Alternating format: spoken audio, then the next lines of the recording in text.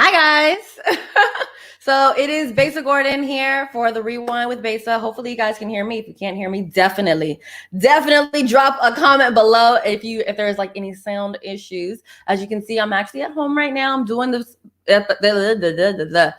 It is retrograde, okay? Has anybody else been having an issue with talking this week? I know it can't just be me. Anywho, it's retrograde, and I just really wanted to do a cute little recap of some of my favorite moments here on the Rewind. I'm not even going to hold you guys. So basically, we're going to go over my interview with Mayor Jenny Durkan. I have a clip from one of the panels that I did I want to share. It wasn't trying to play properly earlier. So we'll see if we can get that, the Black Inclusion and Awards show clip up. We also have some of my interviews and just some of my, I guess you could say, like inspirational moments where I kind of like give you guys details on me, who I am and how I think and why I am the way that I am. So with this best of episode, I definitely want you guys to share it with anyone that has missed any episodes, just because we're going to recap. You know what I mean? Why not? It's about time. I think I've been doing this for almost a year now, so I feel like I've collected enough footage to do a couple recaps.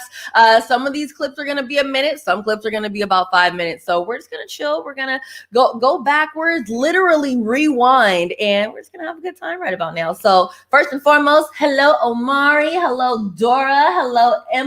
How y'all doing? Hope you all are doing mighty fine. If you have not shared the stream, definitely share the stream. I want to say shout out to Dora, who already shared the stream. And yeah, my first clip is going to be the interview that I did with Mayor Jenny Durkan, where I asked her about reparations for African Americans. Okay, and then I also wanted to ask you this about HR 40. It kind of goes in during the town hall when I asked you about an allotment of money specifically for the Black community, and you said it's kind of impossible due to Initiative 200. But I saw that you are for HR 40. So did you want to touch on your support for that and what reparations for African Americans would look like to you? So I strongly support HR 40. And I think it is past time for our country to really acknowledge and admit the harm of slavery. We have not done it, and it has led to so many generations and systemic issues around race. And so all HR 40 does right now, and it's unbelievable that it's been controversial in many ways, is to study it and come up with recommendations. But I believe that we should do that, and I believe that we should use that federal leadership to do it at local levels too, to see how we ourselves can change for the future generations. And we have a proud history of it here in our city. As you know, we were kind of one of the main places where Japanese were taken for internment. And we also were one of the main cities that had some of the great activists who fought for reparations for the Japanese community. And eventually Congress approved that. I think we should do that here as well. I agree. And I still agree, and hopefully we are able to actually do something about this. No tea, no shade, you guys. I am so sick of politicians telling us what they want to do and not doing it, okay? No tea, no shade. Joe Biden, we got some questions, all right? And obviously this is a best of Besa Gordon, but I do have to mention that he is signing bills for every single person out here but African Americans. And there was a TikTok recently that went out where I think he signed a no hate bill for Asian Americans, and people were like, they don't see us, they're just ignoring us. So I love that clip, because for me, I just really want to start holding council members accountable. It's like, you say you're going to do this, but are you really going to do this? Are you saying this because you want to be reelected? Obviously, in Durkin's case, she doesn't really care about something like that, so she can say whatever the heck that she wants. No tea, no shade towards Jenny Durkin. I just really want for people to do what they say they're going to do. Didn't Biden say he was going to cancel student loan debt? And child, I still get emails from Sally Mae on a monthly basis. So we have some work to do on that. I know that a lot of these politicians are doing interviews with celebrities, but I need for them to do interviews with people like me so we can really hold them accountable to what they're saying. Anywho, speaking of Blacklist, I actually interviewed my girl Jazzy Red about her project Black Wins, where basically she's giving a lot of information on Black history. I think it's super dope. And with Juneteenth being around the corner, I think this clip is perfect. My girl Jazzy Red, really quick to talk about, hey boo, hey, to talk about her show Black Wins. First of all, welcome to the show. Really quick, let everybody know who you be. My name is Jasmine Pry, aka Jazzy Red. Hang on, work. I'm trying to make this work, y'all. I am originally from Tacoma, and I started this new platform called Black Wins with my brother and two other people, Perry Porter, also known as Perry Pains, and Chris Hill. Perfect. Okay, so we actually have a little clip for you guys of Black Wins. Oh, can we get that up? Let's take a look at the history of Black history.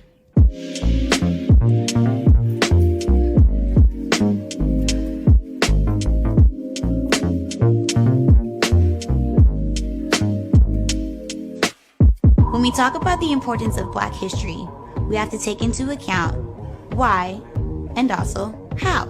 How did Black history come to be? How did it become an important factor to our culture? For today's lesson, we're going to take a look at the ways Black history was introduced to America and highlight some of the important figures who helped play an impactful role in doing so, starting with Carter G. Woodson. Carter G. Woodson once said that those who have no record of what their forebears have accomplished lose the inspiration which comes from the teachings of biography and history. Woodson, aka the father of Black history, was a writer and historian who dedicated his life's work to African American history. Woodson graduated from the University of Chicago and was the second African American to obtain a PhD from Harvard University after W.E.B. Du Bois. In 1915, Woodson co-founded the Association for the Study of African American Life and History. This organization was all about the studying of Black history academically and celebrating the accomplishments of African Americans. Fast forward to 1926, Woodson created Negro History Week. This was a designated week to learn about Black history. Negro History Week fell in the same week as Frederick Douglass and Abraham Lincoln's birthday. A broad collection of schools and communities in the U.S. celebrated Negro History Week for the first time, and for the next 50 years, Negro History Week served as the blueprint to popularize the study of African American history.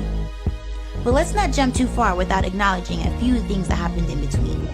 In 1933, Woodson published The Miseducation of the Negro. Known as one of his best works, The Miseducation of the Negro takes a look at Woodson's argument centered around the way African Americans have been culturally indoctrinated rather than taught in the American school system. And he wasn't wrong. I mean, by the mid-1960s, the most popular textbook in 8th grade U.S. history classes only mentioned 2 Black people in the entire century since the Civil War. Think about that. That's 40 years after Negro History Week became a thing. But don't get it twisted. The 1960s were the years of the Black Revolution and set the foundation for what we know today as the Black Power and the Civil Rights Movement. We refused to be ignored. And to prove that we were heard loud and clear, in 1976, President Ford officially recognized the month of February as Black History Month. So if you didn't know before, now you know the history of Black History Month. So February 2020 marked the 44th Black History Month this country has celebrated.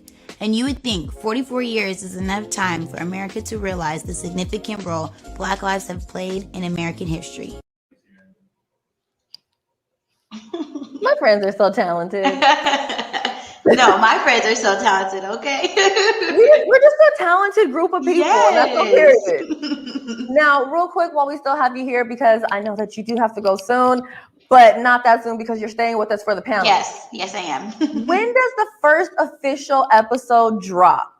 Like, I know this is like a teaser, kind of like a little mouth wetting moment.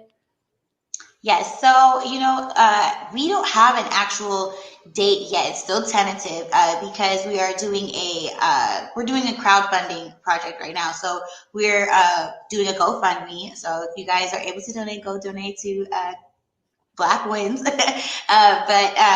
So we're waiting to see how many funds we receive, because what we're actually doing that's different from a lot of other people with Black History projects is we're going to the places that actually these events happen. So our first episode, which we've already announced, our first episode is going to be in Tulsa, Oklahoma for Black Wall Street.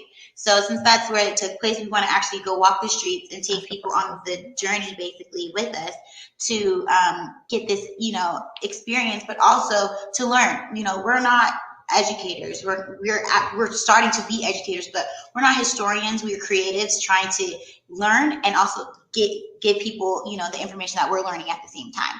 So it's been once we figure out like our funds and like how it's looking, then we'll start filming. We planned on it, I think, going to next month, or maybe April, but we're going to be going to Tulsa within the next month or so. And yeah, I'm so excited. Like, it's been a long time coming. We actually planned this for over a year. So this I do know. Yeah, so this is finally like coming to life, and it's been an amazing ride. I freaking love my friends. I'm one of those people where I feel like if you're in a group of friends and everybody is like, quote unquote, on the same level, you're in the wrong group of friends, okay? You need to have people that know more than you. You need to have people that can learn from you. And with those people that can learn from you, you typically can learn from them because they have those fresh brains, if you know what I'm saying. Like someone like myself that's been in media for a while, it's always nice to link up with someone like Omari, who's been doing this way longer than I have, or link up with someone that's in radio that hasn't been doing it as long as I have, which really hasn't been that long. But if you're like 6 months in, you're still way more ambitious than someone that's been doing it for a little bit. I don't know why it's that way, but it is that way. Also, shout out to my neighbor that's in the background. I know y'all see that. Anywho, we are going to take a really, really, really quick commercial break. And when we come back, I am going to share some clips from some of my favorite interviews that we have done right here on Converge Media. Of course, if you have not shared the stream, definitely share the stream. You already know you are still watching the best of the Rewind with Besa on Converge Media. I did it for the city, I did it for the love, I did it for the people, I did it for us. Back on this rap ish, I ain't even broke a sweat, homie, this practice. Pondering my next move, staring at my track list, hope I ain't miss my window. Praying like a Baptist, Seattle's own, tired of this Game of Thrones. They made a list of the best rappers and guess who wasn't on? While the disrespect continues, I'm steady packing these venues. All right, so in this particular clip that we are going to go into, and first and foremost, if you're just joining me, this is the best of Rewind with Besa on Converge Media, where I'm going through a few clips from my favorite moments that I've done on the Rewind. This clip is actually a recent interview that I did with Jay Loud. He's from Indianapolis, but actually recently lived in Tacoma for a few years, and just got signed to a really major label deal. So we talk about his music, a little bit about his life, and then of course we talk about him being on Q93.3's New at 10, where I highlight new music and PNW artists every single Wednesday at 10 o'clock. So if you haven't checked in, definitely tune in for that. And if you know someone that wants to get their music featured on my New at 10 segment, have them submit it at q933.com/new at 10. Anywho, let's get into this clip. I'm going to play a clip of your single, Need It Back. I know that you're working on a new video, so this will probably be the last time that anyone watches the clip of this video. Yes, ma'am. She wanna fight a lot. Give her that pipe on God. Now she can't control the thighs. I'm stroking slow inside. I can't control the ride. She take control this time. Watch how she roll her eyes. She want it all this time. Taking your soul this time. Shawty her finger, she nasty. She whip it out, she don't ask me. She like to fuck in the backseat. I guess we all do some bad things. All right, so this is off of your EP, Deep In, and this is your first single off of the EP. Tell us a little bit about the single and why we're redoing the video.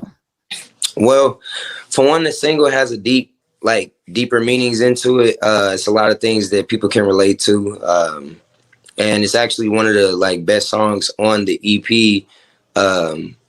Considering that it has the most streams, everybody wants to play that song out of all the songs on the EP. So it's the fan favorite right now. Right now it's literally doing a lot of numbers. We're almost at 1 million streams already. So the label said that they feel like we're going to put this on the radio. Well, it's not no feel like, they're going to put this on the radio. So they figured that if we're going to be putting this on the radio, we need a video that's basically going to match the energy of the song being on the radio. So the label has put money behind it. So now we're just doing a big old shoot for it, and it's going to be way better. It's going to be 100 times better than the original. So, there's no hard feelings about the old video. It's the video is good. It's just, that's why it's called a viral video versus being the official video.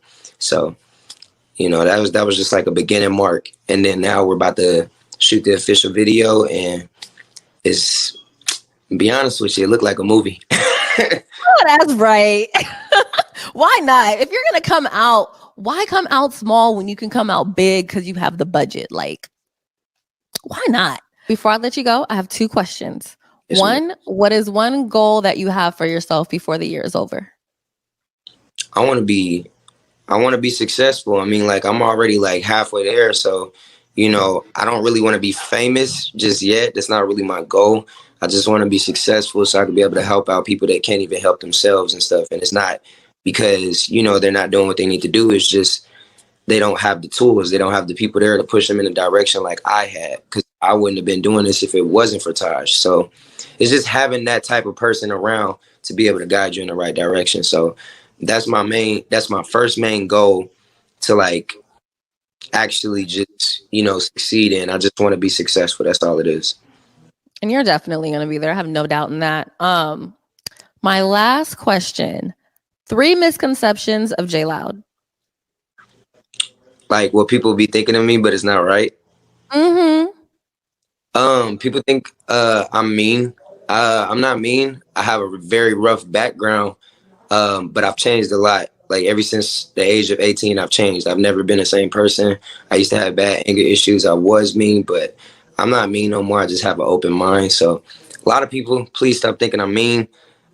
Just don't approach me the wrong way. Yeah, right? I'm not mean. That's not what it is. So second one, a lot of people think I'm conceited. I'm not conceited. I'm actually very insecure about my looks, what I'm dealing with in life, my personal issues that I got going on with me and also back home. So a lot of things is making me very insecure. So I'm definitely not conceited. Another thing, I'm humble. I'm not cocky. I'm very humble. I really want people to understand that, because I came from nothing. I could be, loud like my name is, and I could be obnoxious and oh nigga, I did this, I did that. You can't tell me nothing. Nah, it's, I'm very humble. I'm very blessed to be where I am. So never cocky. All right. Well, congrats on everything. Everybody make sure that you check out his EP, Dead End. It is on all streaming platforms. And of course, you'll be able to hear him on Wednesday on Cube. So next time, thanks, J Loud. And I'll talk to you guys a little later. Thank you, man. Shout out to Cube 93.3, man. Y'all going crazy. I know that's right.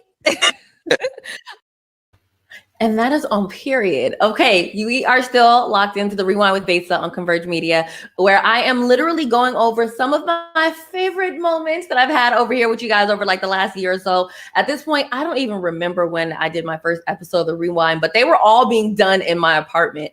And there was a point when I had a little rant about B. Simone, and we're going to save that for a little bit later, because right now we are still going through my interviews, but that is coming. So stay tuned for that. In the meantime, in between time, last month was Mental Health Awareness Month, and I had Macintosh on where we talked about his song, Same Love, because he was also featured on New at 10. But I also asked him a little bit about what he does to make sure that he keeps his mental health in check. I mean, there's a lot going on right about now. There's a lot of energies floating around right about now, and it's very, very easy to get lost in the sauce. There was an interview that my boo Britt Moore did with Ashley McGirt on King 5. So we started out with that. And then, of course, I asked Macintosh how he protects his energy. So let's get into that clip, shall we?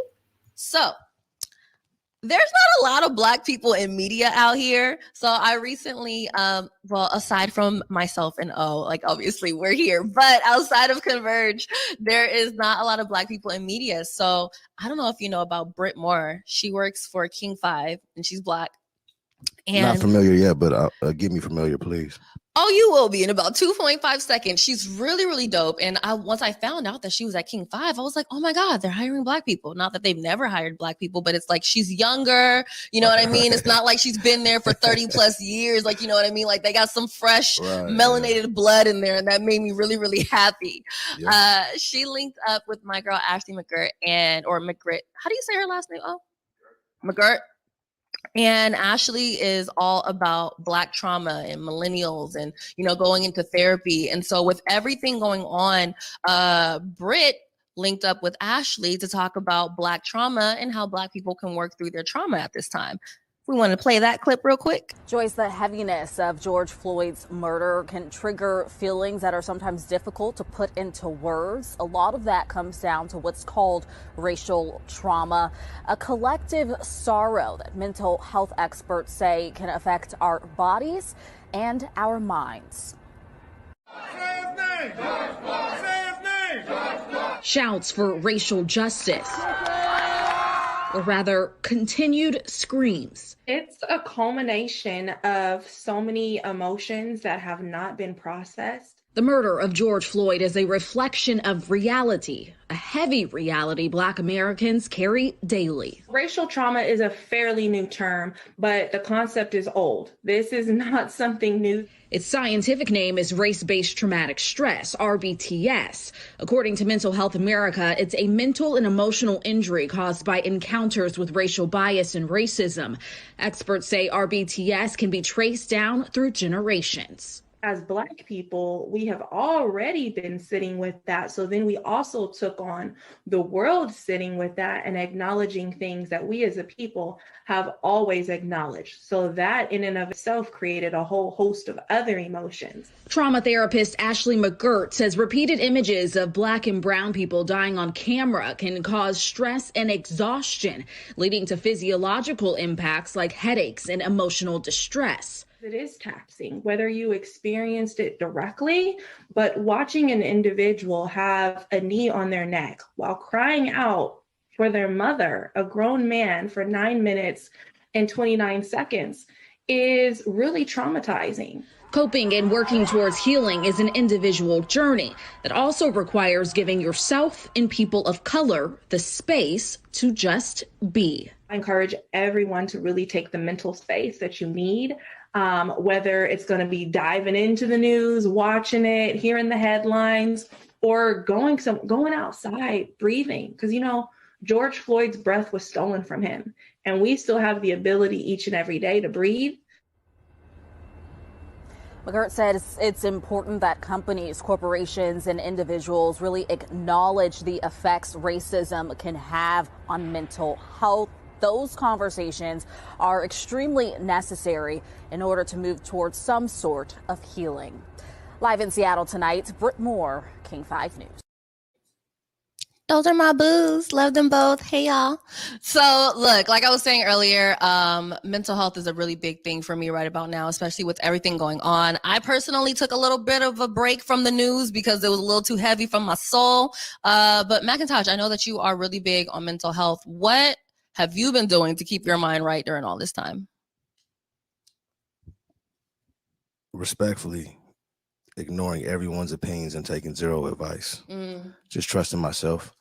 I think trusting the process, like especially when you're an artist, you know, they say obviously we have to have some type of social media presence, but then it's like I feel like it's so detrimental to our mental health to be on social media too much. It's like a highlight reel of everybody's life, right? So you see the best moments while you're dealing with your BS, and it's human nature to kind of compare your situation to everyone else's, even if you don't want to. So I feel like kind of taking a step back and just focusing on the art and just creating and remembering what inspires you to be an artist in the first place is way more important than looking the part, at least for, obviously, like, that's necessary too. You have to brand yourself, but it's not a bad thing to take a step back sometime and just focus on yourself. So I haven't been posting on Instagram too much. I have my release schedule kind of pushed back a little bit, so we had the Love Me the Same video drop, and now I have like a little bit of time to woosah and just focus on my family and stuff like that. But then when it's no semi-automatic. It's automatic. When it starts, it don't stop till the clip's empty. That's what my release schedule is looking like. So we're gonna take a break right now, and then we're gonna circle back around and do what we do. Speaking of breaks, we are going to take a quick commercial break, and then when we get back, I'm gonna show you guys how. I know that's right. And when we come back, I'm gonna show you guys how Megan Thee Stallion is taking a break for the internet for a little bit.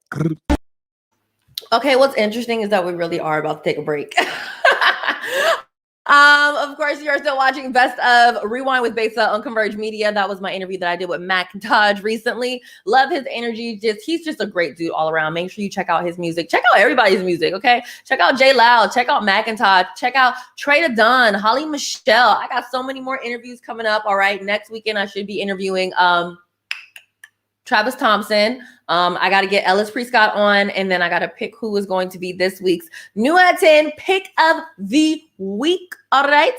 In the meantime, between time, make sure you share the stream. I'll be right back. And when we come back, I'm going to try and play a clip from the panel that I did. But if it buffers, we're not playing that. All right. Anywho, it's a Rewind with Besa on Converge Media.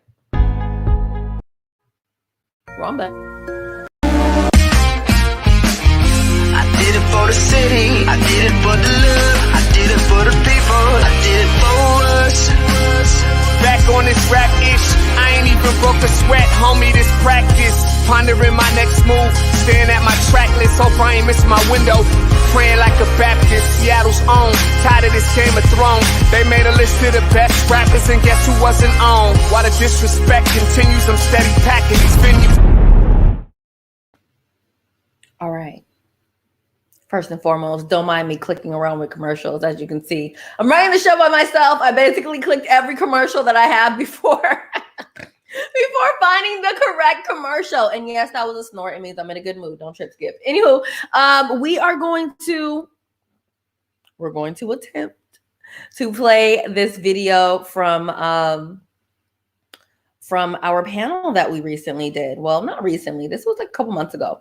Either way, if it buffers, I'm turning it off. Let's see what we got. Okay. Let's see. Hold on, y'all. I don't want to remove myself from stream. I want to add that to stream. These black categories.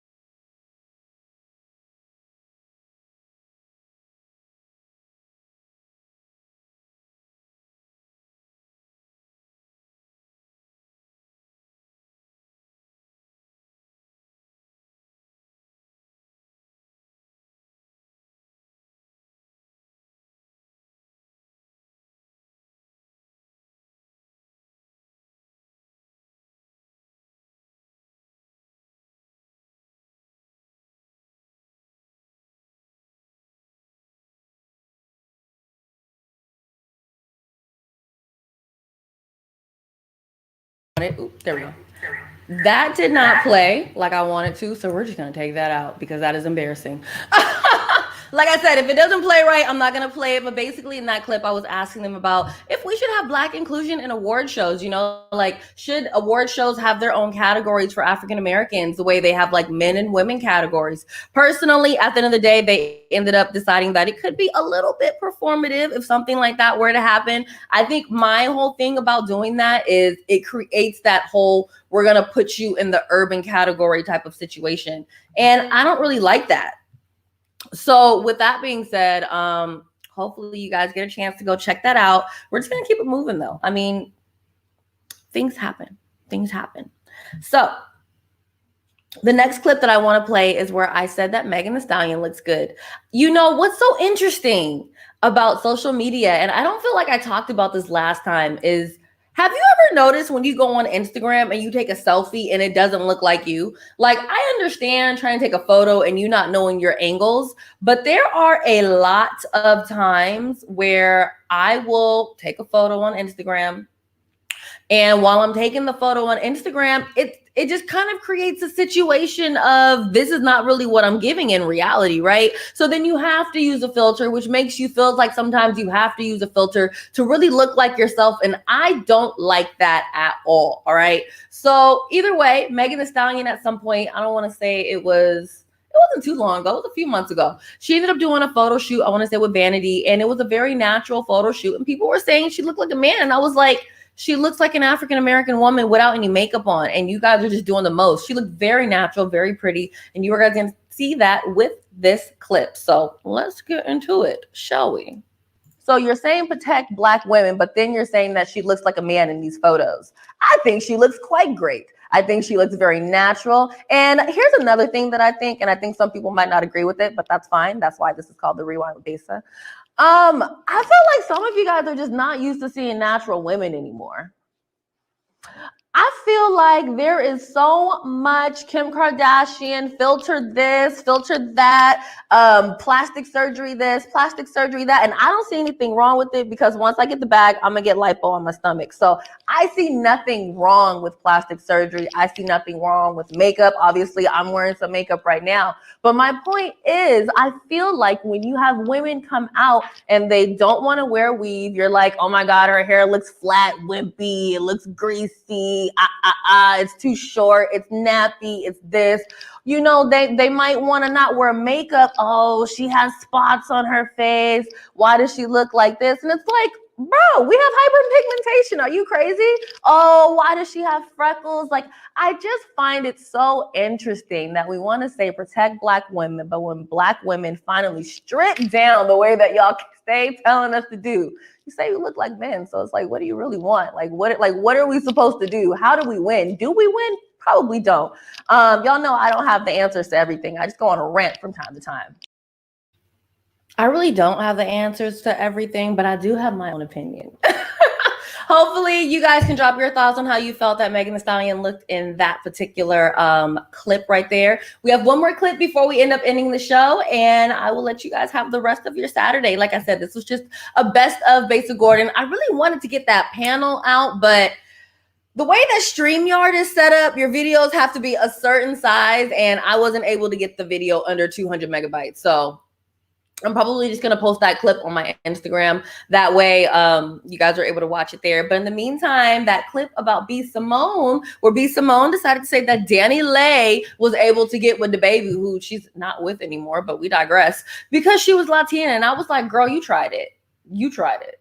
To go running around being like, oh my God, because I'm not Latina, these women are better than me. And that goes back to what I was saying with, you know, Snoop Dogg. What are y'all instilling in your children? You know what I'm saying? It is ridiculous. How many more times as a child, I frankly could have been told I was pretty, I was cute, something positive. You know what I'm saying? Something to kind of pep me up a little bit. You know, and this is no shade to my family, but I definitely felt that I got more praises outside of my family than inside of my family. I had the most disrespect in terms of the way that I looked from my own goddamn relatives. Period. They were the main ones that made me always feel like I was ugly. I was too dark. My hair was nappy. My teeth were jacked up. Also, my teeth are straight now. Child, I had a cousin that used to call me Bucktooth so goddamn much that I had my mom get me braces. So I say all of that to say this. With everything that we've talked about today, WAP, B. Simone's jokes. Don't get me wrong. I feel like they're jokes. She said that they've only met each other twice, so they're not even like cool like that. But you feel that way somewhere. And she do. Hopefully you have enjoyed today's best of the Rewind with Besa on Converge Media. Do not forget, you guys, you got to follow me on TikTok, okay? I am currently at 11.1 followers on TikTok. I think I'm going to start really going hard again on TikTok in about a week or so. Not even a week, maybe tomorrow. I think the biggest issue with TikTok is that if you don't know what you want to post, or you're not able to kind of batch out your posts, maybe do 5 to 10 per night, it kind of becomes a little bit difficult to kind of stay on task with it. You know what I mean? So a lot of the quote unquote TikTok gurus tell you to make 5 to 10 videos at a time. That way you don't have to literally stop what you're doing that day to post on TikTok. But honestly, I don't feel like I fell off from the app. I just be like, I don't really know what to post. You know what I mean? Ooh, here am I. I just be like, I don't know what to post. So I'll start posting again. I want to say Sunday or Monday. I'm going to batch out a whole lot of posts so that way I can get them up a little bit sooner. But in the meantime, in between time, you already know tonight I will be on Cube 93.3 from 7 p.m. to 12 a.m. It's Saturday, which means that we are back in the mix per usual. So DJ FaZe is first, then it goes DJ Roy Boy, DJ Dilemma, and then we ended off with Lex Jones, who was actually a part of the Black Inclusion in Awards show panel clip that I wanted to play, but I couldn't. But we digress. Things happen, okay? Otherwise, I hope you guys have an amazing rest of your Saturday. As you can see, it is not raining outside, although I did hear it's supposed to drizzle a little bit. If you know of anyone that should be included in New at 10 on my show on Cube 93.3, where I highlight new music and PNW artists that you should know about, definitely tell them to go to cube933.com/new at 10, okay? That way I can check out their music, and if I like it, I'll play it. If I don't, I gotta find something to start sending to people when I don't necessarily like their music. Because a lot of the times, it's not that the music is bad, right? It's more so just not my cup of tea. Or maybe it's more so something I just can't play on the radio, specifically Cube. Cube is a very specific audience, and I don't know if you can tell by the music that we play, but we play it for a reason. So again, if you know someone that wants to be on New at 10, definitely have them go to cube933.com/new at 10 in order to submit their music.